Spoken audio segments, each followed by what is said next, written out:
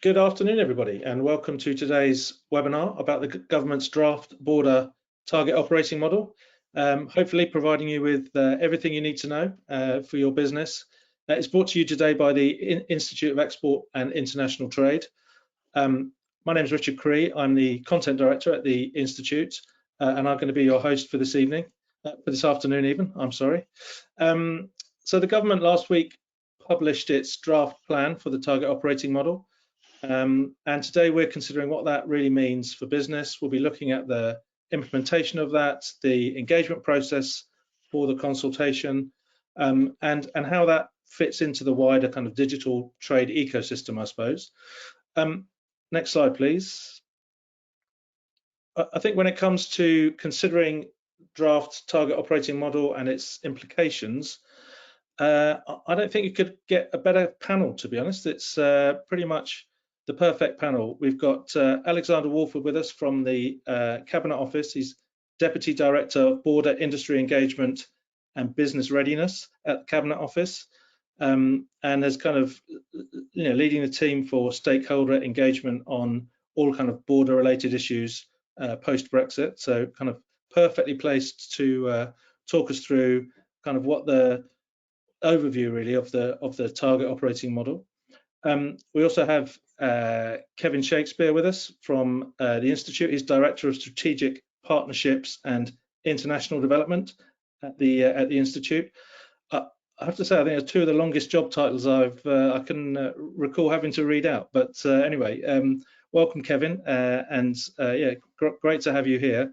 And we also have Laura with us, Laura Williams. She's an expert from our academy on trade and customs, and particularly specialises in kind of all matters SPS and biosecurity and S&S stuff. So I think can provide a nice practical perspective in terms of what Tom means and the implementation of it. So welcome to all three of you. But before we get going, I'm just going to run through some housekeeping notes.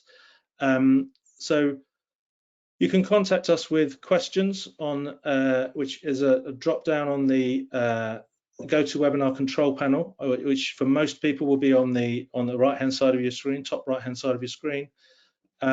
We will do our best to get through as many questions as we can. In particular, we've got a section at the end of the session which will be a Q&A with the panel.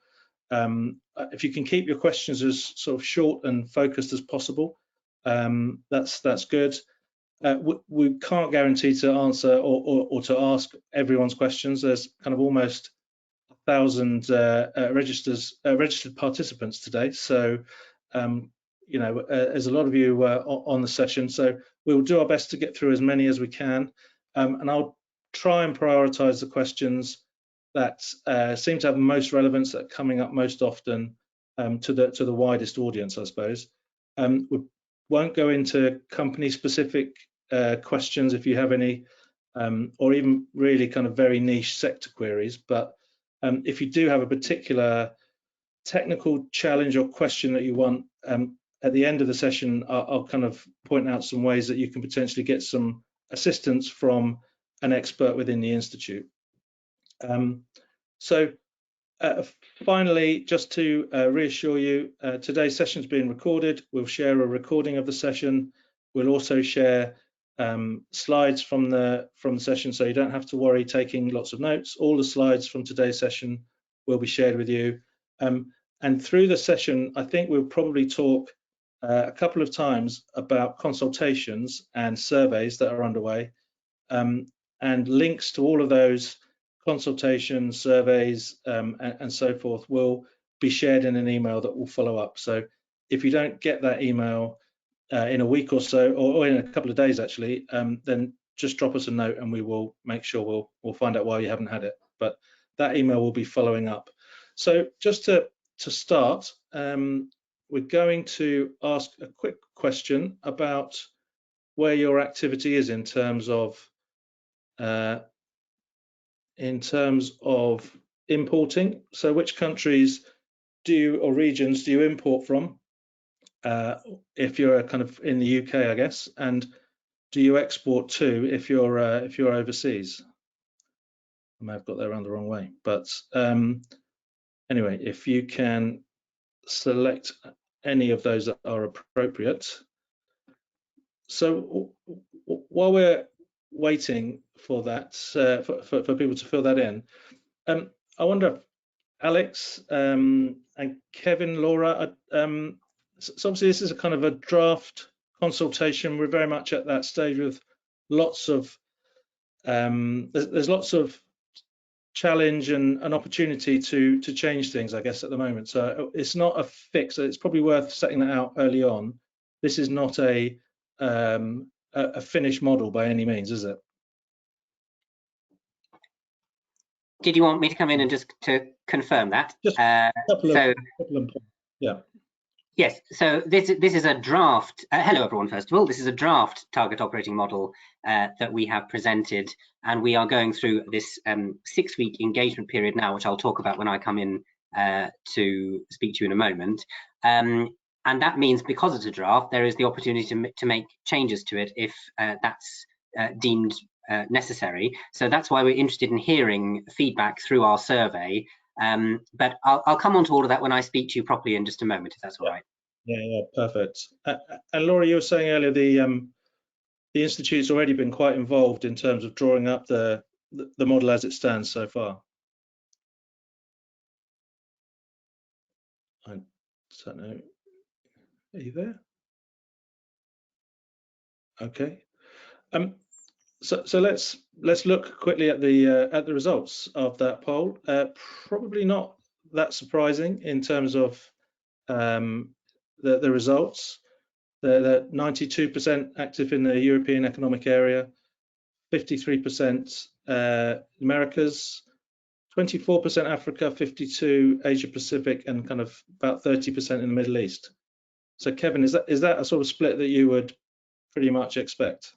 It's interesting. I think it's good to see that there's a very much globally. So, but first of all, good afternoon, everybody. I hope you're all well, and we're obviously pleased to really attract an international audience today. And I appreciate we have colleagues, and businesses from the EU here today, from Africa, from Central America.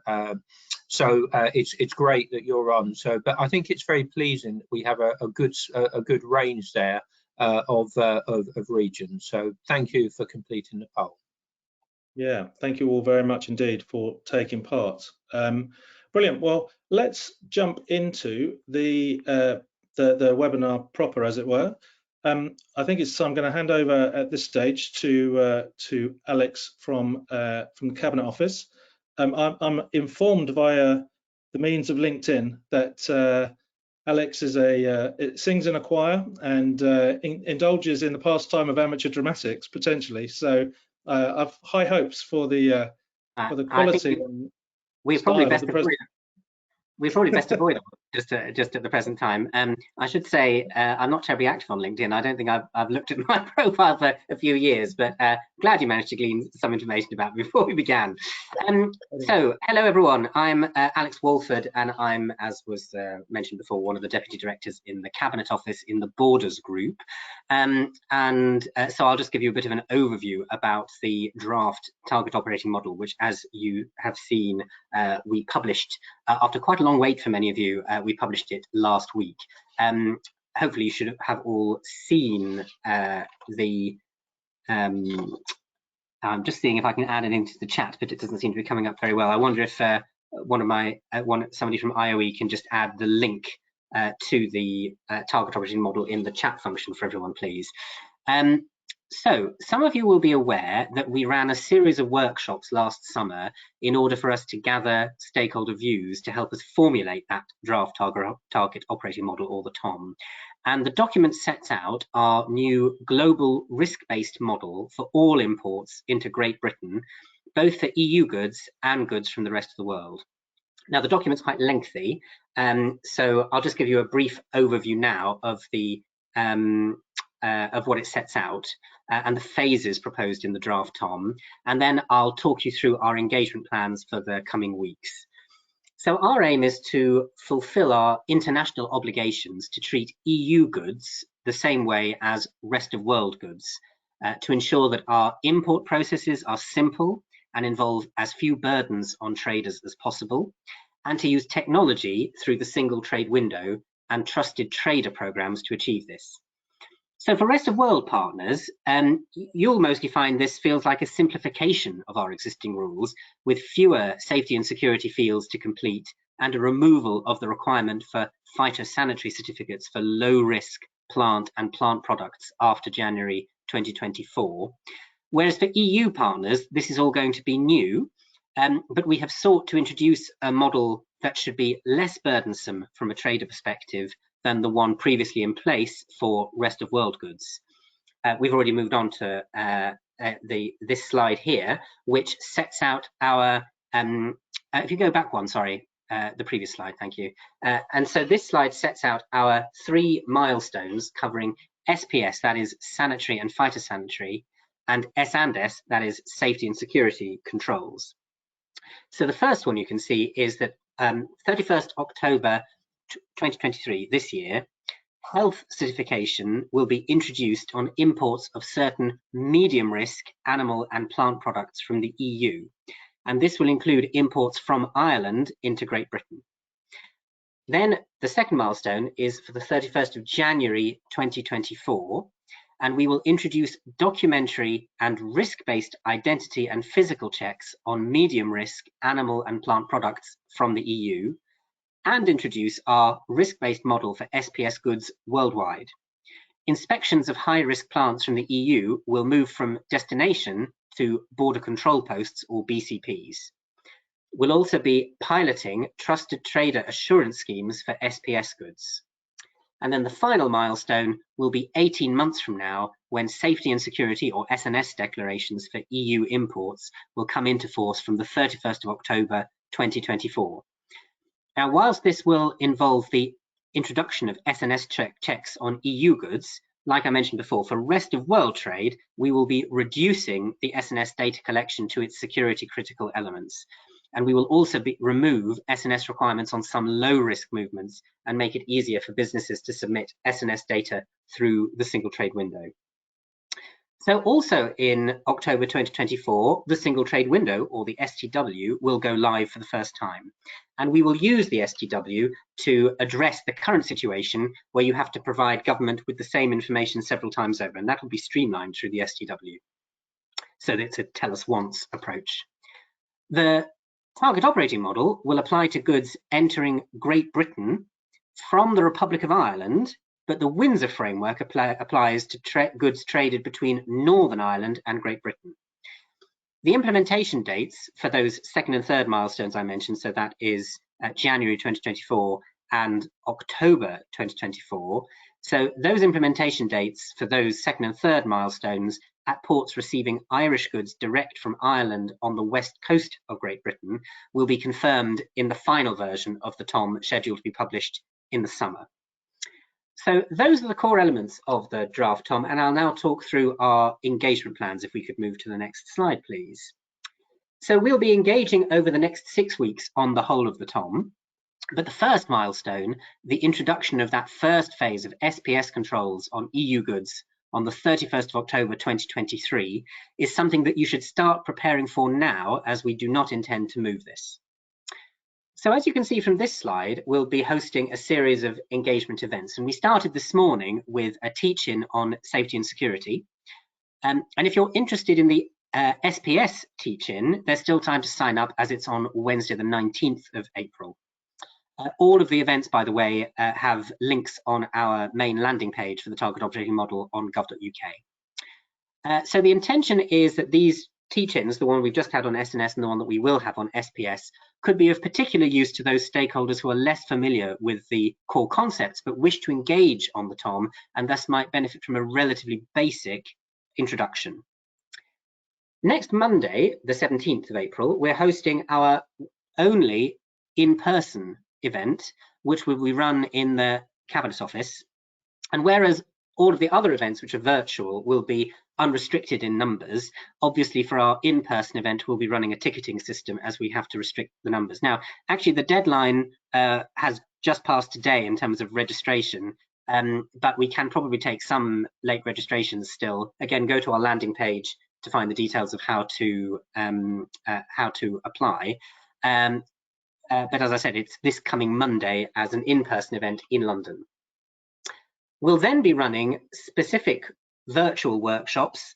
So these will include seaports and airports, carriers, hauliers, logistics and customs intermediaries.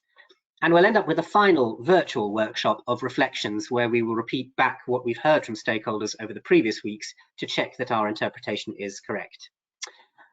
In addition to attending our stakeholder events, we encourage you to provide written feedback on the draft TOM via our portal. And again, I'll try and put that into the chat, but I don't know how successful I'm being at inputting stuff there. You can also write in via our usual mailbox. Again, I'm trying to put it in the chat, but can't tell if it is working. And that's also the address in case anyone still wanted to come to our in-person event this coming Monday. So through our many different events, you'll have ample time to ask questions from experts, including from DEFRA and HMRC and other departments. We're also joined by officials from the devolved governments. Hopefully you'll have noticed that the ministerial foreword is co-signed by Scottish and Welsh ministers as well. So this is a joint cross-GB effort. But for now, do let me know if you have any initial reactions and questions. I'm sure that that'll be moderated by the event organisers for this, so I'll leave it to you to pick out the questions for me shortly, but I will leave it at that for now. Thank you. Fabulous, thank you very much, Alex. I have fed back some of those points you were putting in the chat. I kind of copied and pasted around, so hopefully everyone has got those links and that email address. Fantastic. Let's jump to another poll for the time being. So this poll is around the single trade window and what people expect it to what they expect to be able to do using that window. Sorry. So there's some answers, potentially some options there if you can select as many as are appropriate. While that is underway, Kevin, a quick question come in that I think might be something you're going to go on to talk about, but maybe you could give us a top line here. But it's from Melissa, who imports and exports to and from Ireland, and she wants to know what the target operating model is going to mean for her business. I think we thank you for the question, and we'll certainly be covering it. I think, as Alex mentioned, is to really get ready for the phased implementation requirements. Clearly, there'll be some elements of trade from Ireland which still needs to be detailed in the final version of the target operating model. But really, it's get ready now. For customs controls to Great Britain, and also if you're moving goods, sanitary and phytosanitary SPS goods as well. So there are things that really, which we'll go through shortly in a slide, that we do need to take into account, and we're very conscious that there is a strong audience from Ireland on the webinar today. Thank you. Yeah, thanks, Kevin. So let's just have a quick look at the results from that poll on the single trade window. If I share results now, you can see, so they kind of expect to be able to conduct trading activities as you'd expect, kind of manage a team's activities, communicate and collaborate with other parties, and then quite a lot also tracking and trading activity progress with history and analytics. Is that, again, Kevin, that's the sort of thing you would expect to see? This is a pattern of what people should be able to... Thank you. Yeah, I'm pleased that they're all at good levels. Each one there, which I think is really good to see. And you know, what we would stress with a single trade window is very much around the tell us once approach, but also around this collaboration and getting the history and analytics as well. So and as I'll refer to single trade window shortly, it's great to see that all those are quite well populated. Thank you. Yeah. Fantastic. Well, as we've got you on the mic, as it were, let's hand over to Kevin. I think you're going to give a presentation looking a bit more as how Tom fits into the wider picture of kind of all the changes and developments in terms of digital trade. Absolutely, and thank you. So if we go to the next slide, please. In the short presentation from myself, we're going to cover several elements. My colleague Laura will be covering the SPS side of things, but we're going to look at the around the safety and security island, around the role of the single trade window, and then look at the future of trade. So if we have a next slide, please.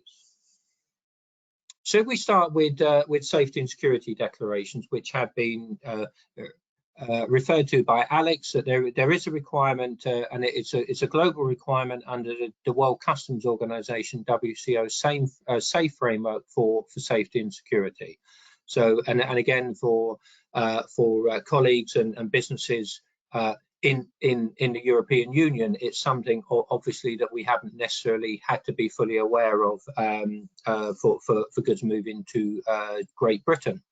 But one of the headline points is that data requirements can be reduced from the current 37 field data set to 24 mandatory fields. And you can see on the right hand side of the slide the optional safety and security fields that are there. There is an option if you're configured in the way to still provide the current 37 field data set. There is a removal of safety and security requirements for certain categories. So, for example, certain outbound freeport goods, outbound transit, and fish from UK waters landed in non-UK ports. So it's worth mentioning that and helping simplify trade in that regard. And then there's also mention of use of transit security accompanying documents in place of the separate safety and security and transit declarations, and I believe that's under NCTS 6. We've separately held webinars and topics around transit and NCTS, with NCTS 5 coming in as well, and we'll continue to keep the international trade community updated on the impacts of transit, which are quite significant, and also NCTS 5 facilitating transit more. If we have a next slide, please. So turning to the single trade window, we've talked very much around this tell us once approach, so effectively to around data input there. So it's and again, conscious some will be familiar with single trade window from previous webinars we've held, or some of you will be based overseas and will be familiar from your own country that you have your national single trade windows. So effectively a single portal for managing all the different requirements. So things like IPAS, which some of you will be familiar for import pre-notification, clearly the likes of customs with CDS, for example, and licensing requirements, the likes of the DBT light system for export controls. Currently SPI systems being used. Also, it provides potential for multi-filing between different traders and actors in the supply chain. So that could be the trader themselves, or it could be the intermediary, and it could be both. So that opportunity for multi-filing to stop, which again could create some big opportunities to simplify trade. There is the option of self-service functionality for UK importers in the single trade window to complete safety and security declarations for free. Again, we would stress the importance of safety and security there. There's very much a linkage to ecosystem of trust and digital trade documents, such as an e-bill of lading, with the electronic trade documents bill hopefully receiving royal assent around May, but probably June time.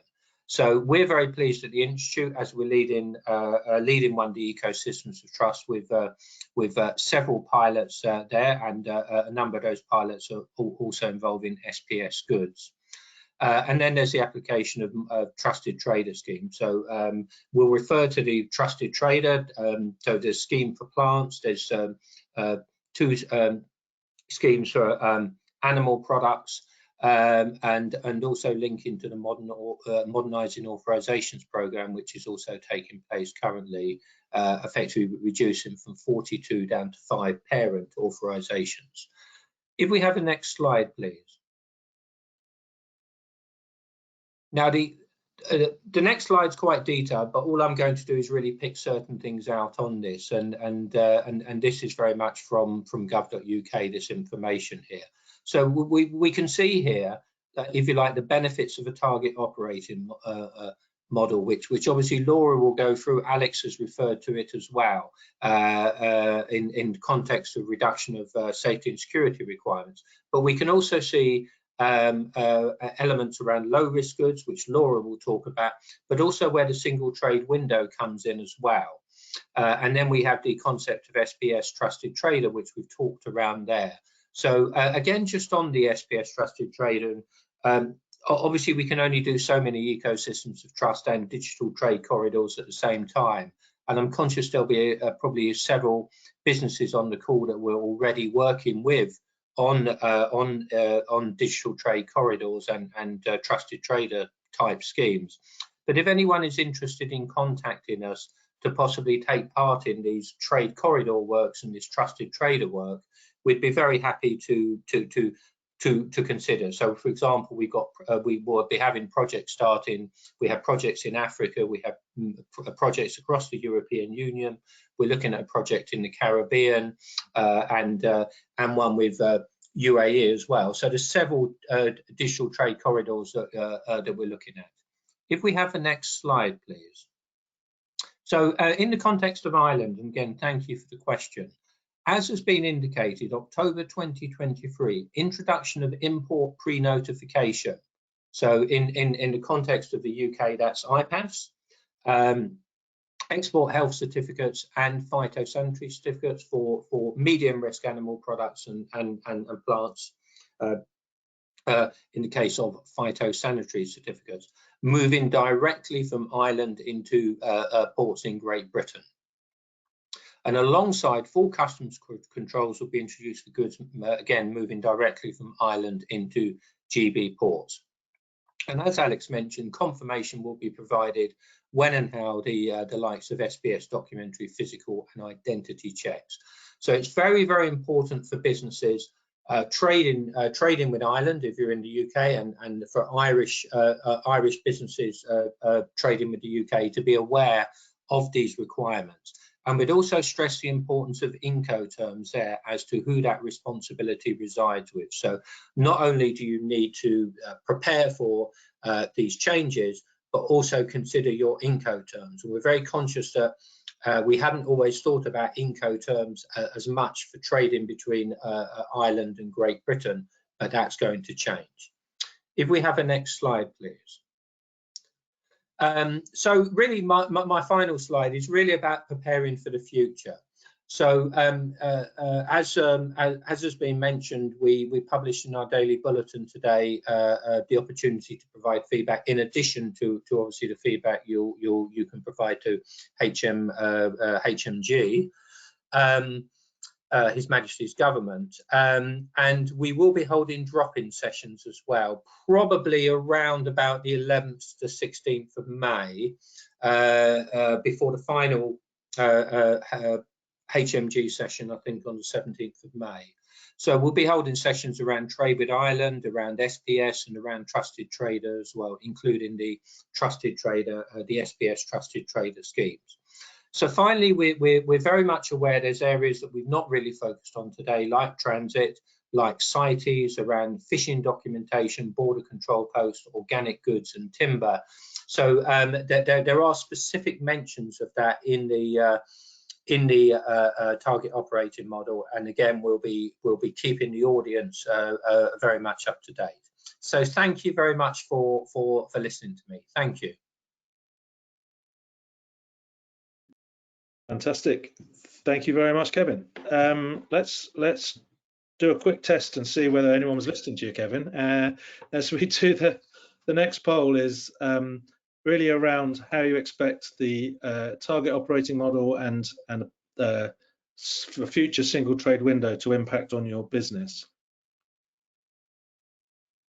And just while that is going, I wonder if there's a question around that's come in from someone. She's a producer of garments based in Nigeria, and wants to know what the target operating model would mean for her. Kevin, is that something that you have particular thoughts on? Yeah, it's a good question. I think again it's important to emphasize that we're very much talking about the requirements for the rest of the world, the European Union, also for the rest of the world. So some of these facilitations will very much apply for the rest of the world. So I think there's a few things to bear in mind there. We're very conscious that Nigeria has been heavily involved with the UK in the Developing Countries Trading Scheme, DCTS. And I think Nigeria is seen as one of the model countries that could really benefit from the Developing Countries Trading Scheme. I mean, what I would say, certainly for Nigeria, what's important for any country is traceability in the supply chain. So we know about the probably colleagues in Nigeria will know about the impacts of the US Tariff Act around the need for traceability in garments, and there will also be in the introduction in the EU of a sort of garment passport in years to come as well. So traceability of origin and provenance is really, really important as well, and that applies to the whole world, obviously not just for Nigeria. So again, think of the Incoterms you're using, the Incoterms from Nigeria that have perhaps a shared responsibility between the Nigerian producer and the UK importer. So really, everything we're saying today is important. We know agri-food is very important in Nigeria as well, but traceability, provenance is important also for biosecurity. So really sort of focus on those points. But thank you for the question. Yeah, let's quickly look at the results from this poll, and I guess it's quite reassuring in some respects that people, by and large, over half people are expecting to see a reduction in time, effort and cost, some improvement in visibility. I mean, obviously there are some that see there will be additional cost and effort in kind of migrating. Is that Alex, is that something that you would see as a positive, those results?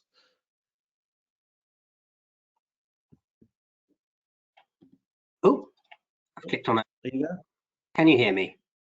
Yes, we can. Yes. Yes. I can't see them anymore, but yes. Sorry. There we go. There we go. That's it. So. Yes, good to see that people feel confident that it will help reduce the time, effect or cost of your trading activities, and particularly I should think when the single trade window comes online as well. Like I said, we're just at the moment very interested in hearing your feedback in general as to how you think this will affect you, and any things that you think that we may have missed that you think that we should be reflecting on, bearing in mind our context, which is introduction of these controls so that there is a single global approach rather than having a separated approach between EU and rest of world goods. Yeah. Thank you. Right. Well, let's move on now, and I'm going to ask Laura now to pick up and to kind of look at a bit more detail in some of the SBS and other implications. Laura, are you good to go? I am indeed. Can you hear me?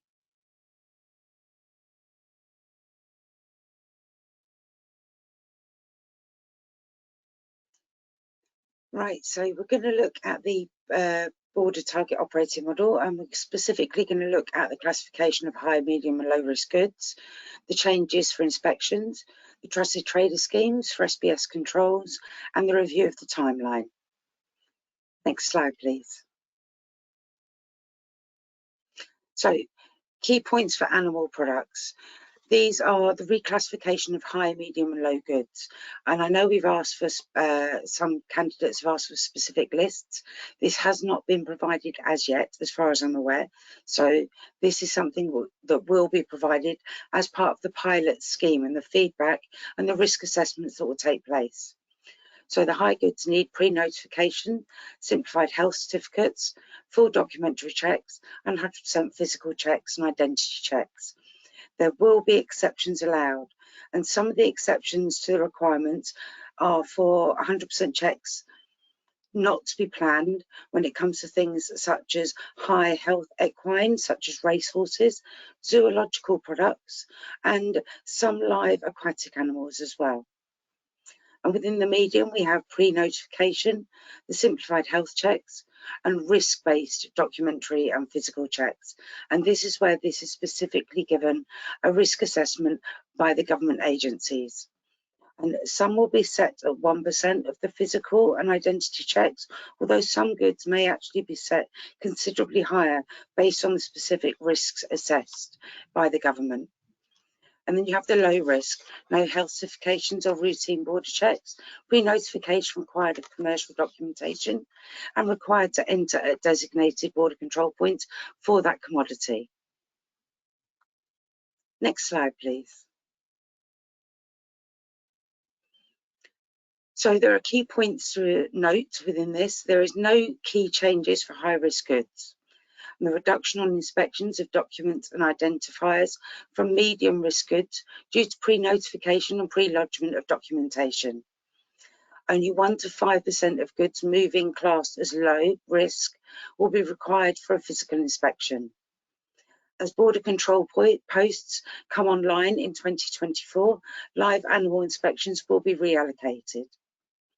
And the controls for high risk food and feed of non-animal origin will align closely with those applied to animal products in the medium risk category. Next slide, please. So we have our phytosanitary products and our key points here. Again, there is reclassification of high, medium and low risk goods. The high requires pre-notification, phytosanitary certificates and full documentary checks. And there will be 100% physical checks and identity checks on plants for planting, woody and or for commercial production only. And we also need to note that these will be done at border control posts. And the location of the checks at some plants and plant products can also be performed at control points, which will be inland border control posts. And these will facilitate these where there is actually a specified or authorised personnel. So that will also be used for our medium and pre-notification and phytosanitary certificates. And this will be clearly based on a risk-based documentary and physical check. Those risk assessments will move up and down on a regular basis, depending on the information that's provided and all of the inspection information that's done through the cross-government import threat and horizon scanning subgroup. And they report directly to the UK Plant and Health Risk Group. They will monitor all import and interception data in order to make sure that this information is kept up to date. You then have low risk groups, which is no health certification or routine border checks, but you still need pre-notification required for the commercial documentation, including certain PCs by exemption. The Trusted Trader Scheme will allow checks to be carried out in-house for import checks.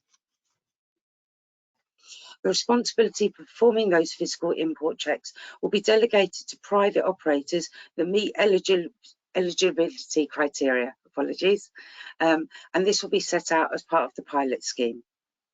Next slide, please.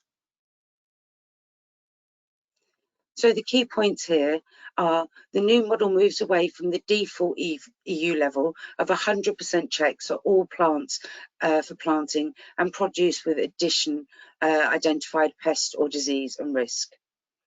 It's a significant plant health threat is identified. The inspection rate will be adjusted immediately. Adjustments will ensure a close link between an assessed risk and the inspection rate.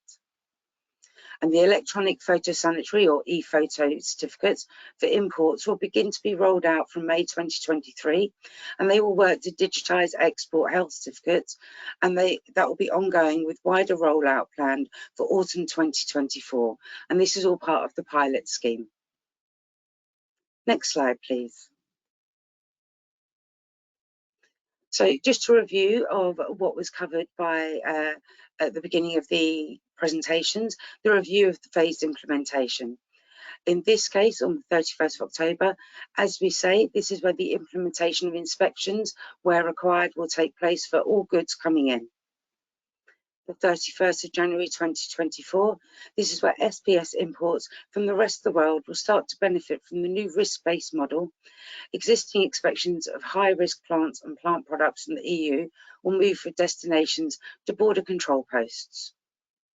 And we need to be aware that the safety and security declarations will be coming in on the 31st of October 2024, as laid out in the beginning of the presentation. And the last slide, please. So the Trusted Trader Scheme. HMRC will radically simplify its existing schemes for trusted traders through the modernising authorisation projects. This will be specific when it comes to things like animal, phytosanitary and AEO. And this approach will make it more straightforward to apply for trusted trader schemes and will help smaller firms to start importing and exporting, thus encouraging them to apply for further facilitations as they become more mature. The pilot scheme for animal products is going to be different to the pilot scheme for phytosanitary products. So for animal, it's information on how businesses can apply to take part will be released following publication of the target operating model. An extended period of co-design is anticipated, followed by the pilot schemes, which is expected to run between 6 to 12 months. The pilots will then be formally reviewed and a full scheme will follow if the pilot schemes have deemed to be successful. Within the phytosanitary, a part of the new model, there will be a new pilot sanitary and phytosanitary assurance scheme for authorised trusted traders. And the pilots will be co-designed within the industry over 2023 before they go live from January 2024. There will be separate pilot schemes, as we've said, for both plant and plant products and for medium risk animal products, including products of animal origin and animal byproducts. By 2024, the eligibility to actually check the trusted trader status of your supplier or your importer and verify valid licenses and permits will be available. Thank you very much. Thank you, Laura. It's very, very detailed, very good. I'm going to jump straight into a poll again on pretty much what you've just been talking about in terms of, you know, what people's views are on these changes and the new model for SPS controls.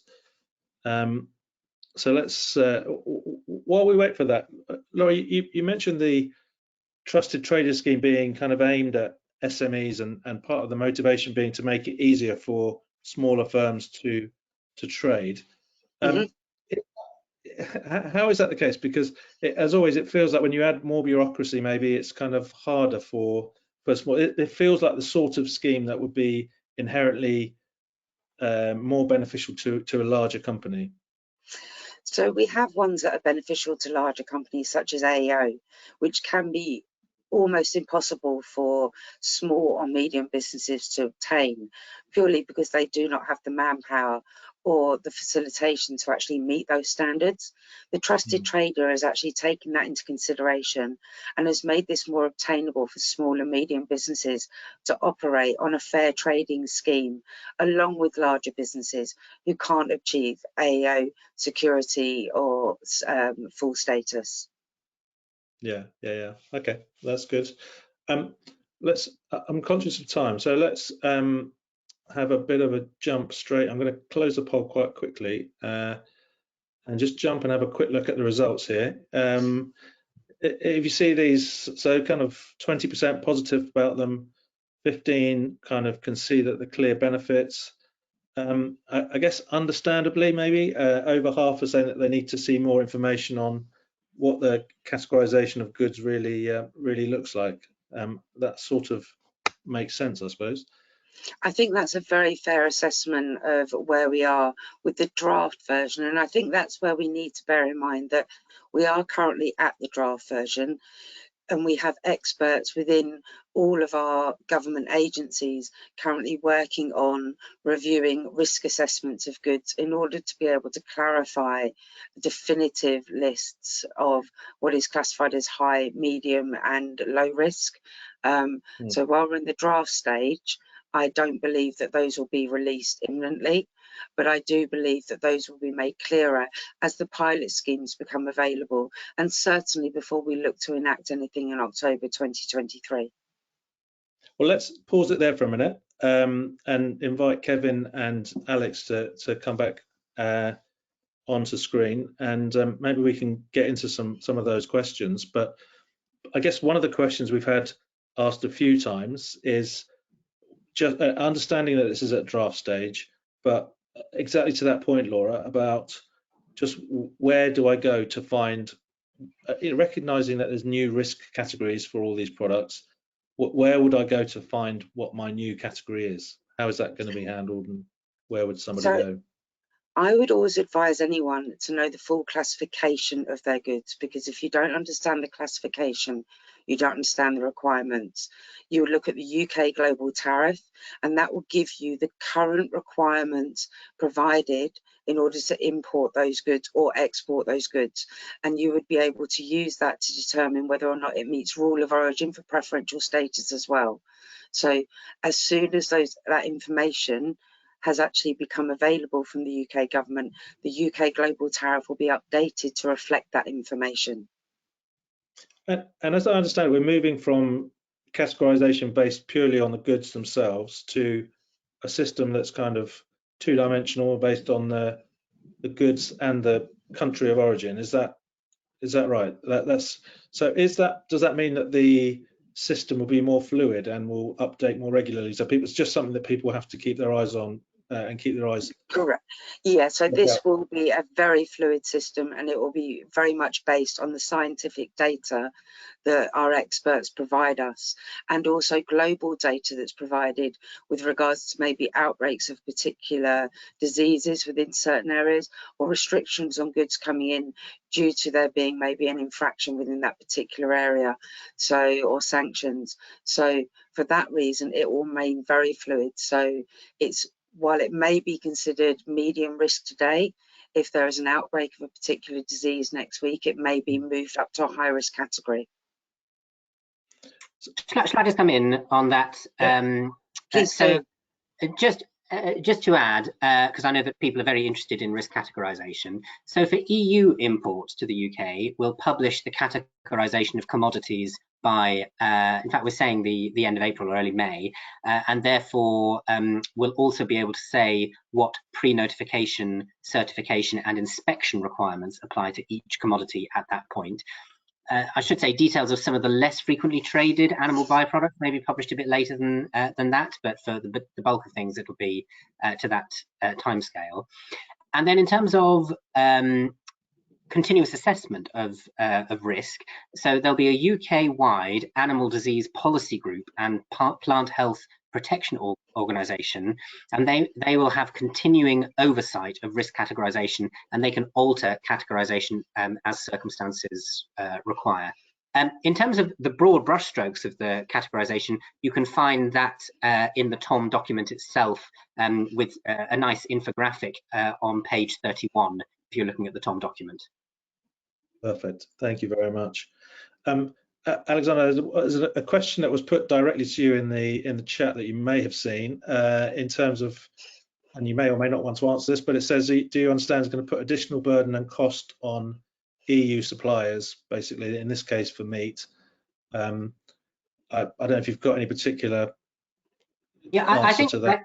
I think it's probably easiest if I give a nicely unvarnished yes. We do understand that is a consequence of what we have to do.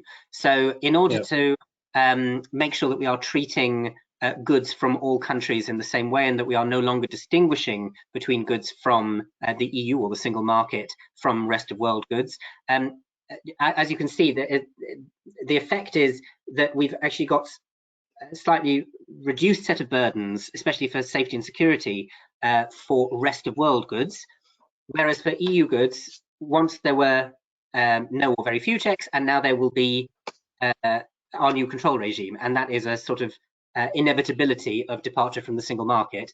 But what we have tried to do, and one of the reasons why it's taken us as long as it has to publish this draft, Tom, is to make sure that it's as balanced as can be and as burden-free as we can make it. And we're trying to link it together with the single trade window, trusted trader regimes, other pilots, to make it as unburdensome as possible, while still making sure that we maintain safety and biosecurity standards.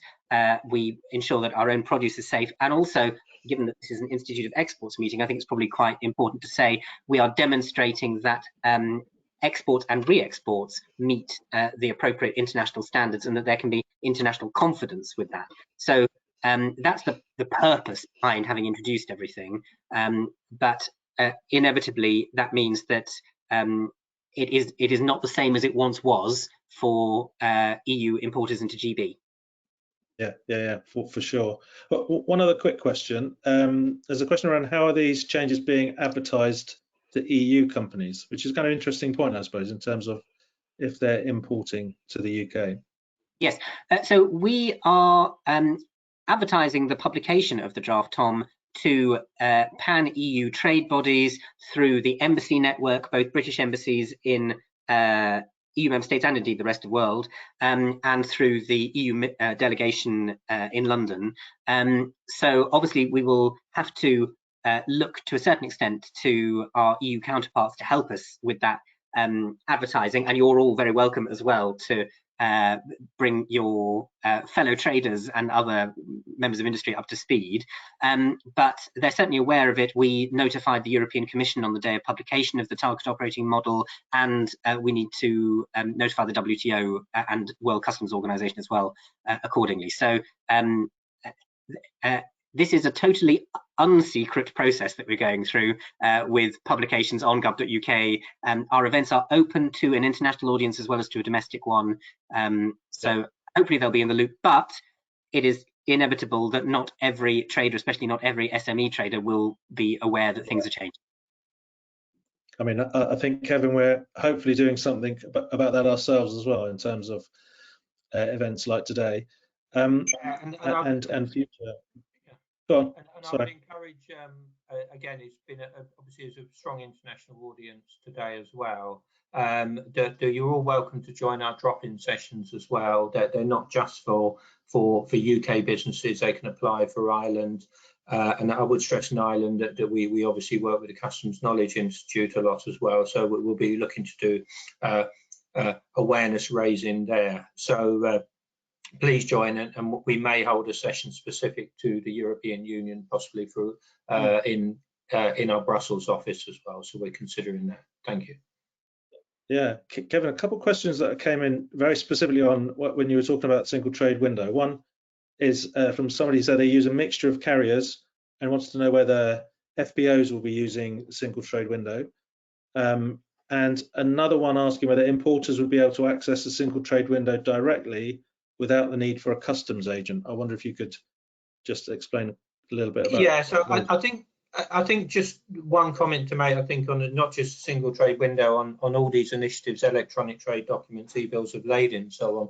It's important that the market evolves, that we don't create a monopoly of providers. So we're very, very keen at the Institute, and we've obviously publicly said this a lot, that we want the market to evolve. As in other countries, it has when it has single trade windows, and everyone has a part to play in that. So whether you're an intermediary, a CSP, port community system provider, a small technology company, that we want the market to evolve to really have the best for the UK. So first of all, I think it's mentioned that. And in terms of utilisation of the single trade window, or adoption. We want to see a lot of adoption of the single trade window because of the benefits. We don't just want a small cluster of certain types of businesses using the single trade window.